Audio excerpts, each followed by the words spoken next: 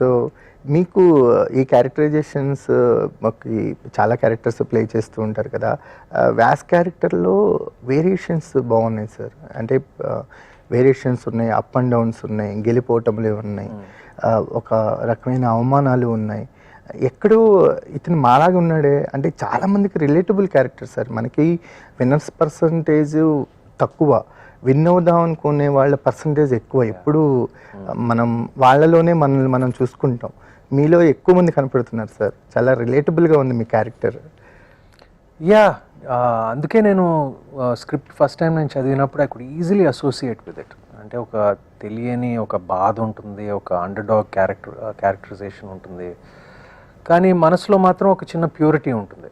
కానీ ఏంటంటే తనకి ఆ ఛాన్స్ దొరకలేదు ఇప్పటి వరకు. అంటే తను చేయాల్సింది ఎలా పిల్లలకి నేర్పించాలో, తను కోరుకున్న తన డ్రీమ్స్, తన అంబిషన్ ఎప్పుడు పూర్తి చేయలేకపోయాడు ఇప్పటి వరకు. So it's a good underdog story also. Yes sir, ఈ అండర్ డాగ్ స్టోరీస్లో ఉన్న బ్యూటీ ఏంటంటే వీడు గెలవాలని ప్రతి ఒక్క ఆడియన్స్ కోరుకుంటాడు. వాడి గెలుపు కోసం వెయిట్ చేస్తుంటారు అనమాట. సో అలాంటి వాళ్ళకి ఎలాంటి ఎండింగ్ ఉండబోతుంది సన్నీ? ఎండింగ్ అంటే మేము అలా హ్యాపీగా చాలా హ్యాపీగా వెళ్తారండి.